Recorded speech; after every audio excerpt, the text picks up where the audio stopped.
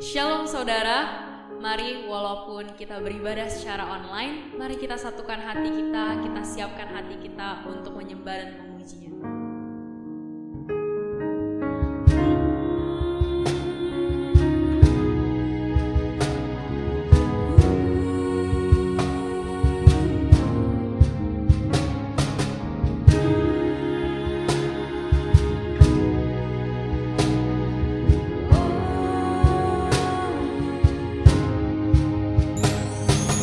Kau hiasi kehidupanku.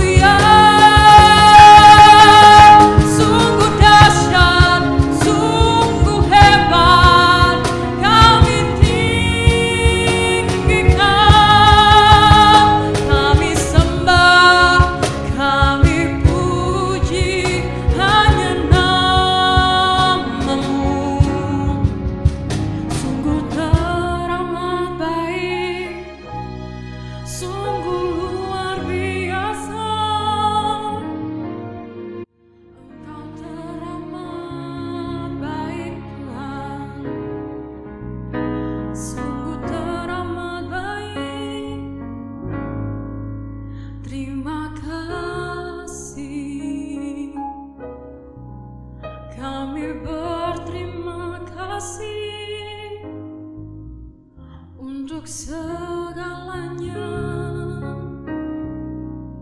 untuk segalanya Tuhan, aku ada saat ini, semuanya karena kasih-Mu. Aku hidup hari ini, semua berkat kemurahan-Mu. Terima kasih Yesus, Engkau sangat baik, teramat baik bagiku. Engkau sangat baik, teramat baik bagiku.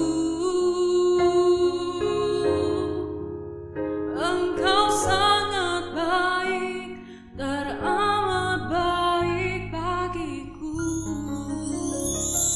Terima kasih Tuhan sudah mengumpulkan kami walaupun kami beribadah secara online Tuhan, tetapi Tuhan biarlah Engkau memberkati ibadah kami pada hari ini Bapa. Tuhan berkati setiap orang yang menonton Tuhan, dimanapun mereka berada Tuhan, biarlah Engkau melindungi mereka Tuhan, biarlah Engkau selalu memberkati mereka Bapa. Biarlah Tuhan lewat ibadah online kami pada hari ini Tuhan, kami semua mendapatkan sesuatu yang luar biasa daripada-Mu Bapa. Walaupun kami Tuhan cuma bisa beribadah secara online gini, tapi tetap kami percaya Tuhan, Engkau hadir di tengah-tengah kami, Engkau hadir di tengah ibadah online kami pada hari ini Bapa. Dan Bapa biarlah mereka semua yang mendengarkan ibadah online kami pada hari ini Bapa, mendapatkan sesuatu hal yang luar biasa Tuhan daripada-Mu. Mereka mendapatkan kekuatan yang baru lagi daripada-Mu Tuhan. Biarlah Tuhan Engkau selalu memberkati kami Tuhan, dimanapun kami berada Bapa. Terima kasih Tuhan, kami sekarang ingin memuji dan menyembah-Mu. Beri kami kekuatan baru Bapa, supaya kami bisa memuji dan menyembah-Mu lebih dan lebih lagi Bapa. Terima kasih Tuhan, di dalam nama Tuhan Yesus kami berdoa dan mengucap syukur. Haleluya, amin. Mari kita berikan sorak-sorai bagi Dia, amin. Mari kita puji Dia dengan lagu Denganmu Tuhan.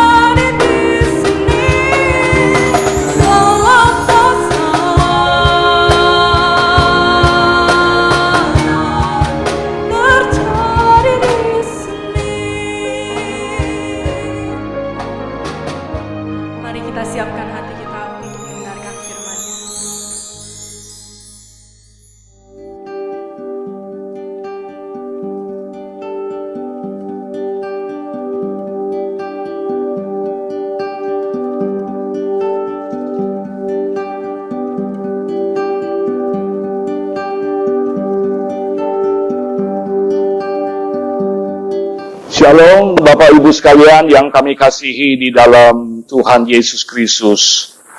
Kembali lagi, sudah saatnya kita akan mendengarkan firman Allah. Sebelum kita sebentar akan duduk sehidangan dengan Yesus untuk menerima tubuh dan darahnya. Mari saudara, kita siapkan hati kita, seluruh kehidupan kita untuk menyambut firman Tuhan. Saya ajak saudara, kita membaca firman Tuhan di dalam Injil Lukas, pasal 21, ayat 10 dan 11. Demikian firman Tuhan. Ia berkata kepada mereka, bangsa akan bangkit melawan bangsa, dan kerajaan melawan kerajaan, dan akan terjadi gempa bumi yang dahsyat, dan di berbagai tempat akan ada penyakit sampar dan kelaparan, yang akan terjadi juga hal-hal yang mengejutkan dan tanda-tanda yang dahsyat dari langit. Yesus berbicara pada saat murid-murid bertanya, tanda-tanda kedatangan Yesus kali yang kedua. Tuhan Yesus jelaskan, sebelum dia datang, pasti didahulukan dengan kejadian-kejadian yang dahsyat, yaitu berupa penderitaan-penderitaan yang luar biasa.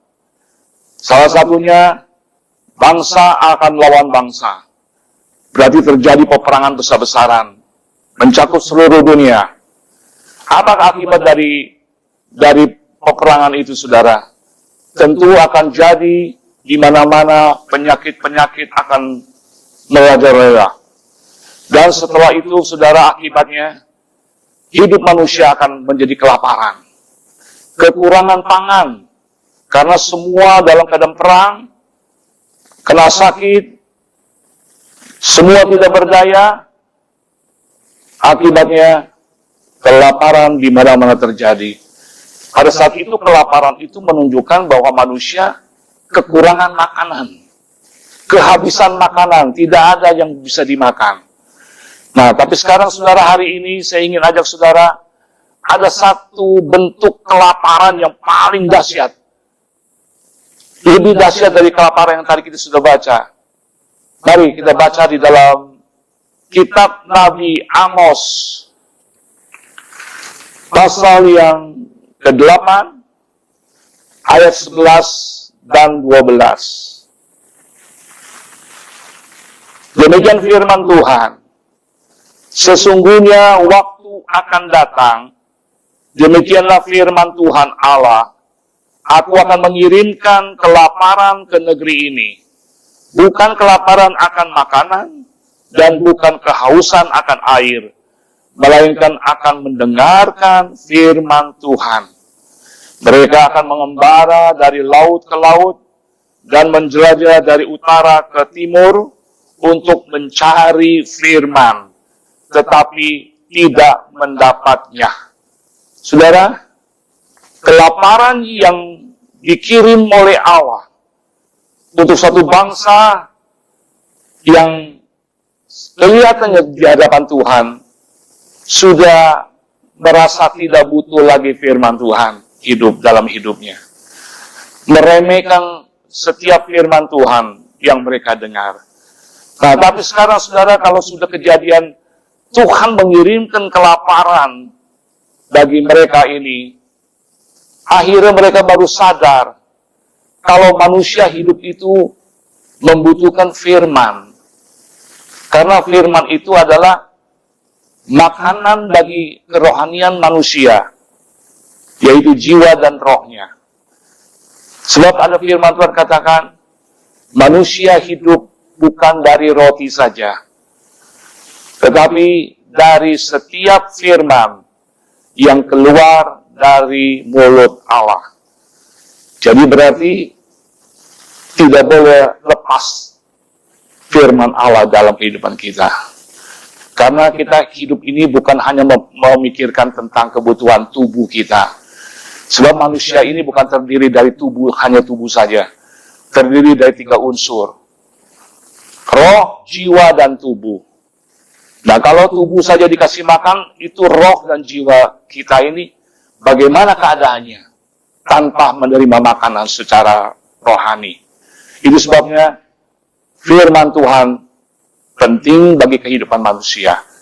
Nah, saudara, saya ingin menyampaikan melalui firman ini, ada 7 manfaat firman Allah untuk manusia. Yang pertama kita sudah terima bahwa manusia hidup bukan dari roti saja, tetapi dari setiap firman yang keluar dari mulut Allah. Itu yang harus kita terima dari Dia langsung, supaya untuk memuaskan roh dan jiwa kita. Seimbang jadinya, saudara. Saudara kekasih dalam Tuhan. Dan bagaimana, saudara, kalau saat ini kita di saat hidup di dalam zaman anugerah, kita sekarang saatnya kita boleh menikmati firman Tuhan.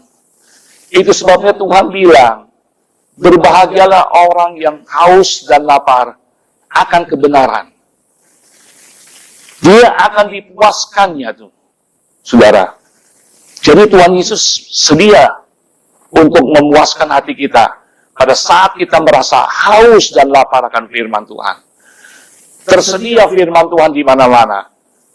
Kapan saja kita butuhkan firman Allah, kita tidak mendapatkan firman Allah yang murni dari mulut Allah sendiri, lewat hamba-hambanya yang diurapi oleh Roh Kudus.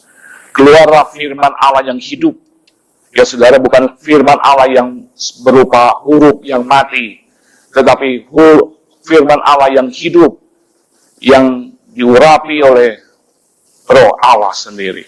Nah saudara, manfaat yang pertama, kita butuh firman Tuhan. Karena firman Tuhan itu yang memberikan kehidupan bagi kita.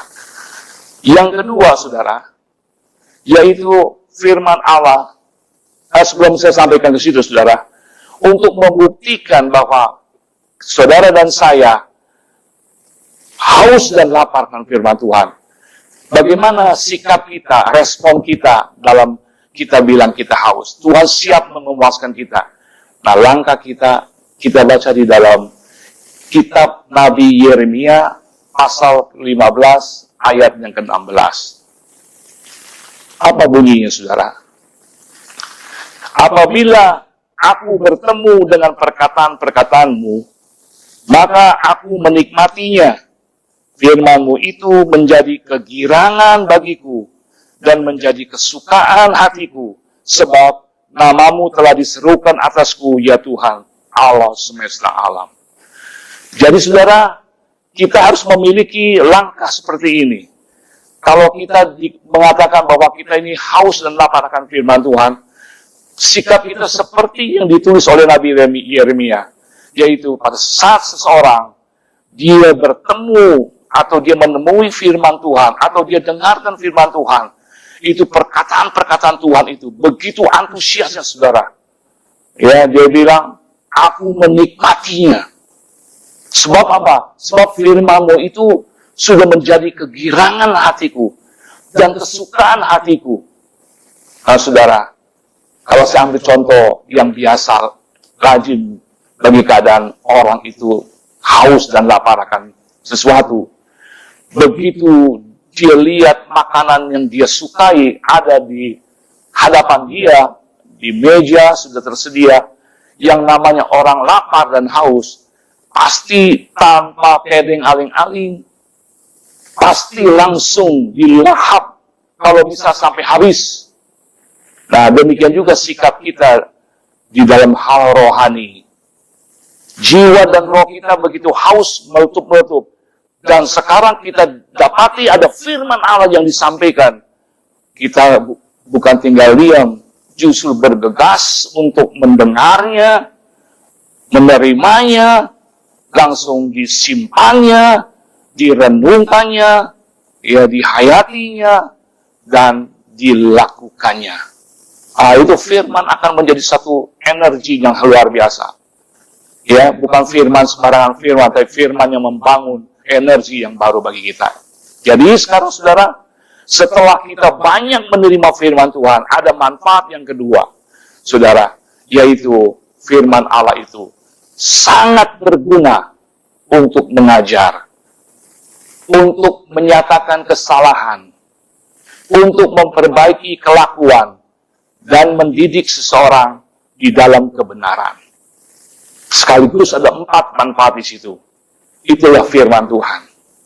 Saudara, kita butuh firman Tuhan itu yang dari Tuhan. Kita akan belajar dari firman Tuhan. Kita akan ditunjuk kesalahan kita. Kita akan diperbaiki perilaku kita.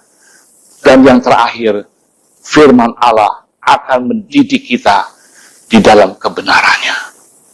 Ini penting sekali saudara. Dan ini termasuk yang kedua, manfaat firman Allah bagi kita. Yang ketiga, saudara, tadi saya katakan, karena kita haus dan lapar, setiap hari kita selalu cari firman Tuhan. Kita ingin dengar firman Tuhan, atau kita baca firman Tuhan, kita renungkan firman Tuhan. Apa, saudara? Tuhan Yesus bilang begini, itu ada di dalam Yohanes pasal 8 ayat 30 sampai 32. Ya, kita bisa baca. Tuhan berkata apa kepada orang Yahudi yang sudah mendengar firman Allah yang disampaikan oleh Tuhan Yesus? Saudara, orang-orang Yahudi itu menjadi percaya kepada Tuhan. Nah, saudara, ada pesan Tuhan kepada mereka yang percaya setelah dengar firman Tuhan. Tuhan bilang apa? Biarlah kamu sekalian yang percaya, tetaplah tinggal di dalam firman-Ku. Disitulah engkau adalah murid-murid-Ku. Nah, setelah berkata demikian, Tuhan bilang, engkau akan menerima pengetahuan akan kebenaran. Dan oleh kebenaran itulah kamu akan dimerdekakan. Jadi saudara, manfaat yang ketiga firman Allah itu, kalau kita sudah terima, pasti dia memberikan kemerdekaan bagi kita. Seperti di mana ada roh, di situ ada kemerdekaan. Demikian juga di mana ada firman itu, pasti merubah keadaan kita. Keadaan kita yang bagaimana, saudara? Nanti sebentar kita baca ayatnya. Sebab kebenaran itu luar biasa kekuatannya. Ya, dia bisa membawa kita bebas dari segala-galanya. Ya, terutama bebaskan apa, saudara? Bebaskan hati kita dari perkara-perkara yang negatif. Iya, salah satunya contoh, orang mudah sekali kecewa. Orang mudah sekali frustrasi. Orang mudah sekali stres. Orang mudah sekali menyalahkan orang lain.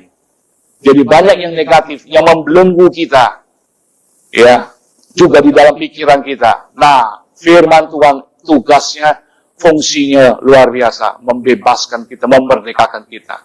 Nah, itu yang ketiga. Jadi berarti firman Allah itu merdekakan kita, membebaskan kita. Hal apa yang kita dibebaskan, saudara? Saya ingin ajak saudara, kita membaca di dalam kitab Nabi Yesaya, pasal yang ke-32. Jelas sekali di sini, apabila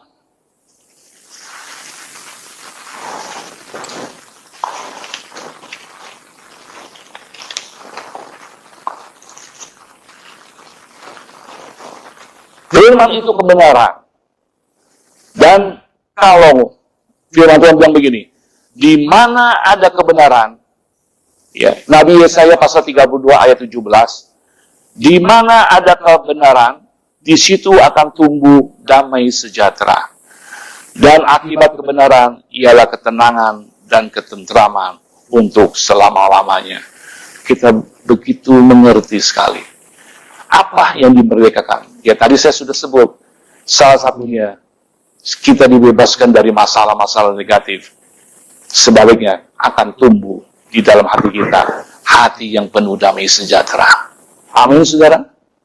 Setelah penuh damai sejahtera, akibat dari kebenaran, akibat dari firman Allah yang kita sudah terima, itu akan membawa kita ketenangan dan ketentraman untuk selama-lamanya. Sangat berguna sekali firman Allah itu. Ya, itu adalah manfaatnya yang urutannya yang keempat. Dan selanjutnya yang kelima. Kita baca dalam Yesaya pasal 33 ayat 15 dan 16. Apa, saudara? Dampaknya kalau kita hidup di dalam kebenarannya itu.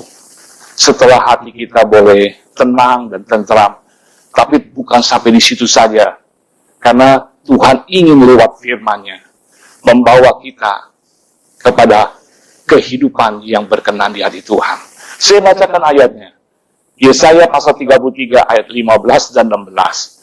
Orang yang hidup dalam kebenaran, yang berbicara dengan jujur, yang menolak untuk hasil pemerasan, yang mengebaskan tangannya, supaya jangan menerima suap, yang menutup telinganya, supaya jangan mendengarkan rencana penumpahan darah, yang menutup matanya, supaya jangan melihat kejahatan.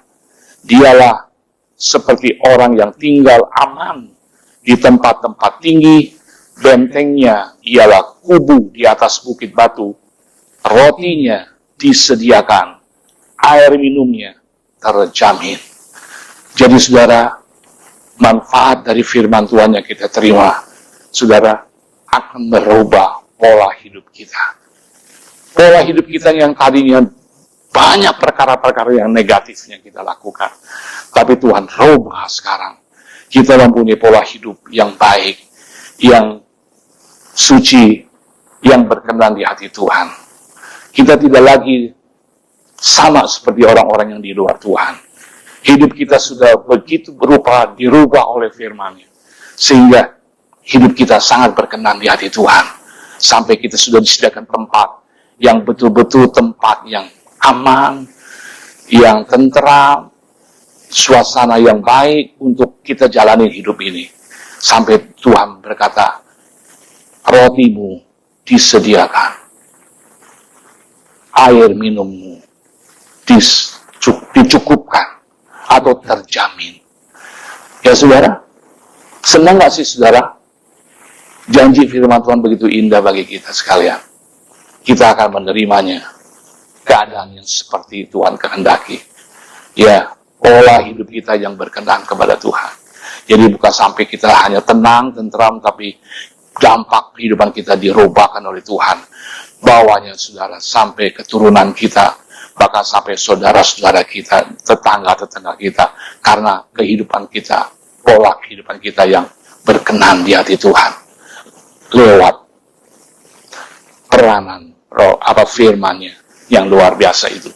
Tentu dengan rohnya sekalian bekerja di dalamnya. Nah saudara, setelah 5 manfaat itu, tinggal 2 lagi.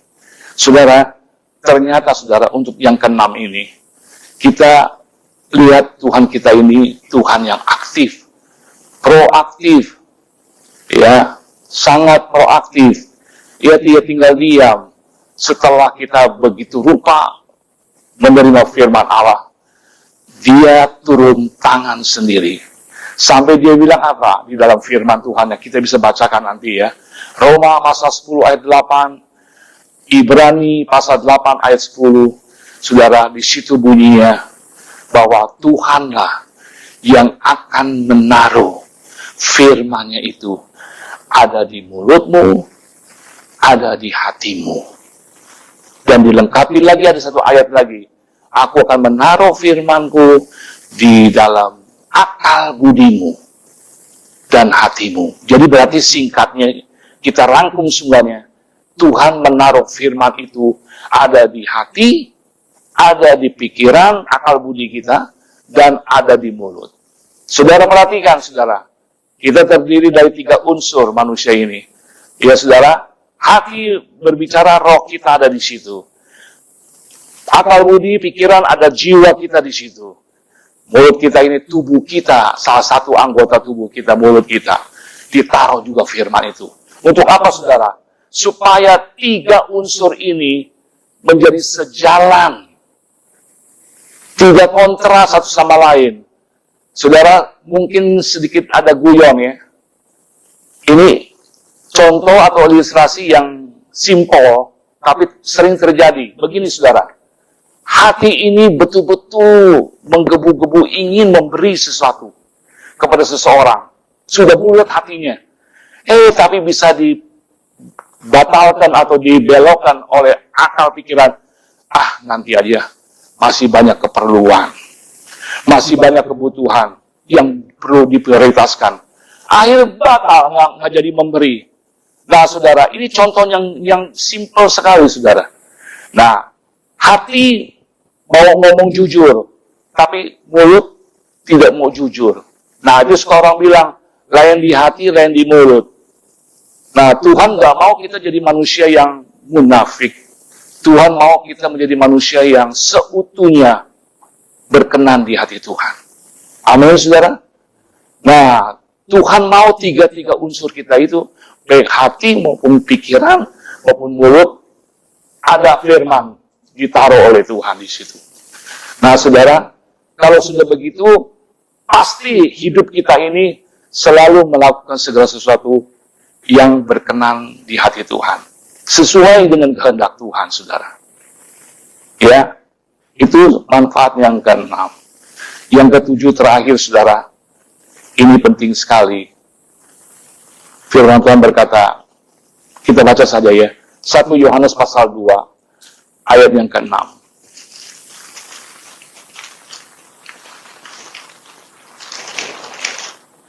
1 Yohanes pasal yang kedua, ayat yang ke-6.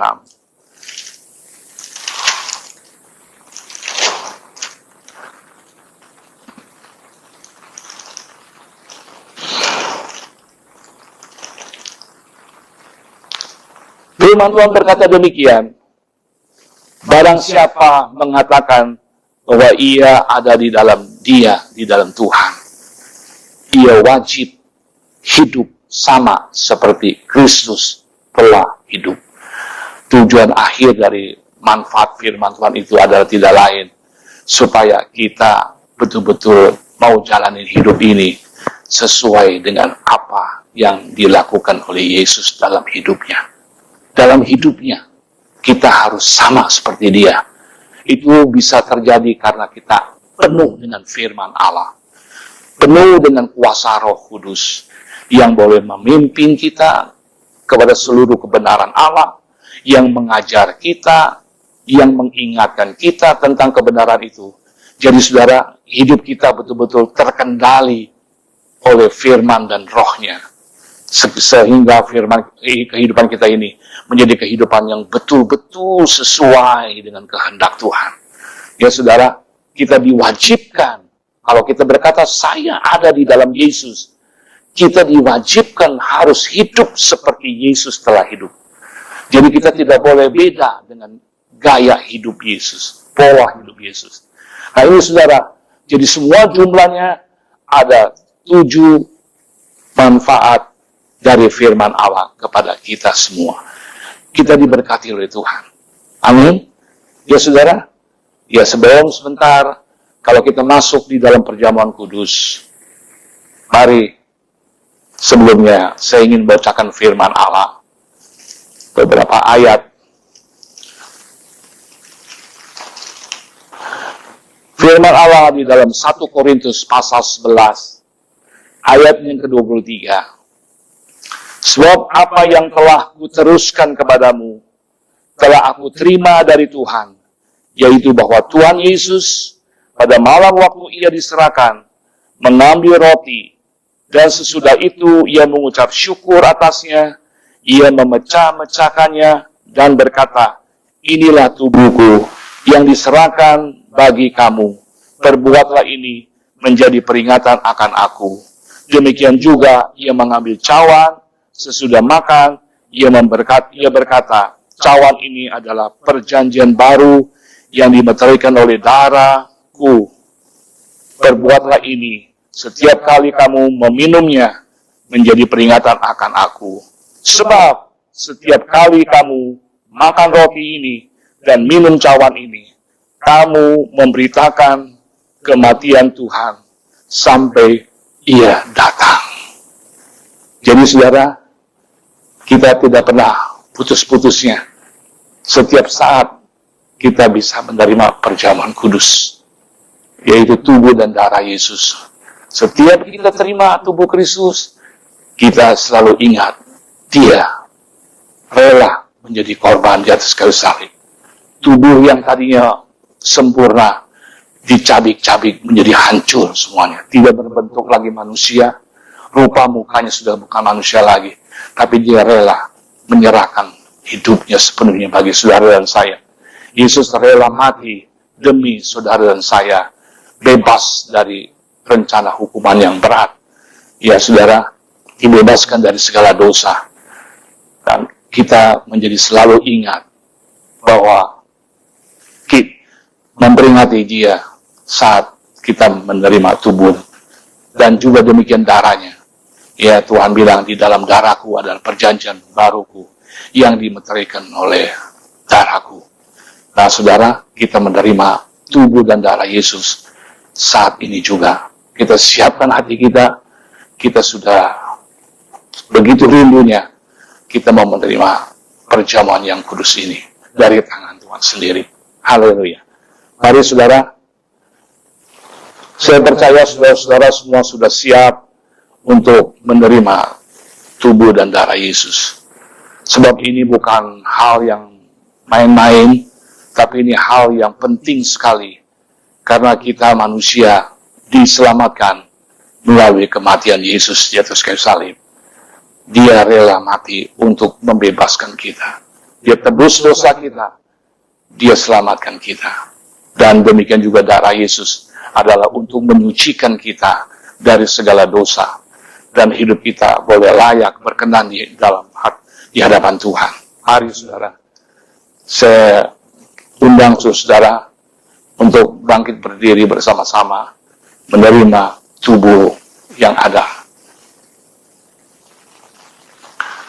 Dan saudara-saudara, dengan iman kita percaya bahwa yang kita pegang sekarang di tangan kanan kita ini bukan sekedar roti, tapi ini benar-benar adalah tubuh Kristus yang tidak ada cacat celah, tubuh yang kudus, tubuh yang kuat, yang sehat, Dia berikan kepada saudara dan saya.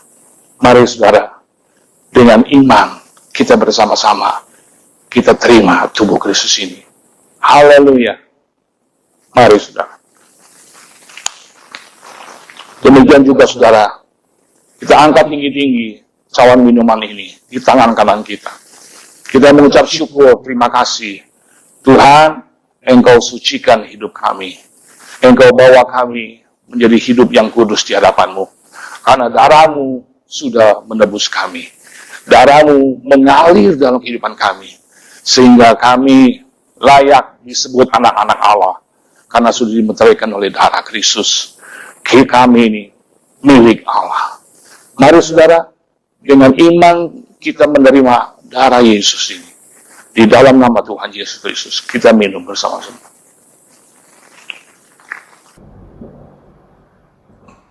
Setelah kita boleh menerima tubuh dan darah Kristus, saudara percaya, saudara sudah menerima kuasa Tuhan. Urapan dari Tuhan.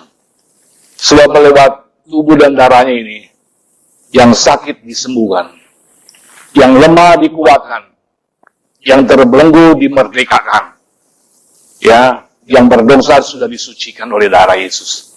Mari saudara-saudara, kita mengucap syukur kepada Tuhan. Semuanya memberkati hidup kami. Kami begitu yakin dan percaya bahwa janji Tuhan itu iya dan amin. Ya, saudara-saudara kekasih di dalam Tuhan, kita sangat bersuka cita dan bersyukur kepada Tuhan setelah kita boleh mendengarkan firman-Nya yang begitu indah, begitu banyak manfaatnya bagi kita semua. Kita terima juga perjamuan kudus dari Tuhan. Tubuh dan darahnya sudah ada di dalam hidup kita. Kita bersyukur kepada Tuhan. Ya, begitu Tuhan baik sekali buat kita sekalian. Saya harap semuanya berharap firman Allah yang kita sudah terima tidak kembali dengan sia-sia. Firman Allah itu pasti akan Tuhan genapi dalam seluruh kehidupan kita. Puji Tuhan, saudara, kekasih dalam Tuhan. Saudara dan saya bersyukur sudah terima berkat Tuhan. Haleluya. Amin. Mari kita berdoa. Bapa di surga, terima kasih Tuhan Yesus untuk berkat dan kasih anugerah-Mu ya Tuhan yang telah Engkau berikan pada kami ya Tuhan pada pagi ini. Sehingga pada pagi ini ya Tuhan Yesus kami boleh beribadah ya Tuhan bersama teman-teman kami ya Tuhan Yesus. Ibadah online ya Tuhan Yesus. Terima kasih untuk berkat-Mu, untuk kasih karunia-Mu, untuk kesehatan yang telah Kau berikan kepada kami ya Tuhan Yesus. Sehingga ya Tuhan, pada pagi ini kami juga boleh menikmati ya Tuhan, tubuh dan darah-Mu ya Tuhan, dan boleh duduk sehidangan bersama-Mu ya Tuhan Yesus. Tuhan, Kau berkati gereja kami, GKS IG Nazaret, Kau berkati jemaat-Mu, terutama untuk hamba-Mu ya Tuhan Yesus, yang telah menyampaikan firman-Mu, Kau berkati ya Tuhan Yesus. Kau berkati keluarga hamba-Mu, istri dan anak-anaknya ya Tuhan Yesus. Engkau berkati pelayanannya, Kau cukupkan semua kebutuhan dia ya Tuhan Yesus. Terima kasih ya Tuhan. Biarlah ya Tuhan Yesus, tubuh dan darah-Mu yang kami nikmati ya Tuhan pada pagi ini boleh memberikan kekuatan kepada kami ya Tuhan Yesus. Di mana ya Tuhan, sekarang ini ya Tuhan Yesus kami sedang menghadapi pandemi COVID-19 ya Tuhan. Biarlah ya Tuhan, penyertaan-Mu, perlindungan-Mu bagi kami ya Tuhan Yesus selalu ada ya Tuhan. Terima kasih kami ucapkan padamu ya Tuhan. Syukur, terpujilah nama-Mu ya Tuhan Yesus. Kami juga berdoa ya Tuhan untuk bangsa dan negara ya kami ya Tuhan Yesus. Kiranya Engkau berkati bangsa dan negara kami ya Tuhan. Engkau berhikmat kepada Presiden kami Pak Jokowi ya Tuhan, agar Pak Jokowi beserta staf dan para menterinya ya Tuhan Yesus dapat memimpin, membimbing ya Tuhan, menuntun negara kami ini ya Tuhan di masa-masa yang sulit ini ya Tuhan Yesus. masa-masa sulit untuk menghadapi pandemi dan masa-masa sulit untuk menghadapi krisis ekonomi ya Tuhan. Terima kasih ya Tuhan, kami yakin percaya Tuhan, berkat-Mu untuk negara kami ini ya Tuhan Yesus selalu ada ya Tuhan. Kami mengucap syukur untuk semuanya ini ya Tuhan Yesus. Hanya di dalam nama-Mu kami telah berdoa dan mengucap syukur. Haleluya. Amin. Di akhir ibadah kita yang penuh keberkatan ini, kita mengucap syukur kepada Tuhan kita Yesus Kristus, bahwa kita hidup selalu dipimpin oleh Roh dan firman-Nya. Bahkan saudara, kita sudah menerima tubuh dan darah Yesus. Hidup kita semakin disucikan, dikuduskan, dan akan boleh menjadi serupa dengan Yesus Kristus. Mari saudara, kita sebentar, kita akan akhiri ibadah kita pada saat ini. Kita mau diberkati oleh Tuhan. Mari saudara-saudara, kita angkat tangan kita tinggi-tinggi, terlebih hati kita bukakan sepenuhnya kepada Tuhan. Terimalah berkat dan anugerah yang besar dari Allah Bapa kita. Damai, sejahtera, dan kasih sayangnya, kasih setianya Tuhan kita Yesus Kristus, di dalam persekutuan Roh yang Maha Kudus, boleh ada di dalam saudara, tetap tinggal di dalam saudara, sehingga Tuhan memberkati hidup saudara, memberkati rumah tangga saudara, memberkati anak-anak saudara, memberkati pekerjaan saudara, memberkati usaha saudara dan mata pencarian saudara, dan juga pelayanan saudara. Diberkati oleh Tuhan. Terima kasih, Bapa, dalam nama Yesus. Haleluya. Amin.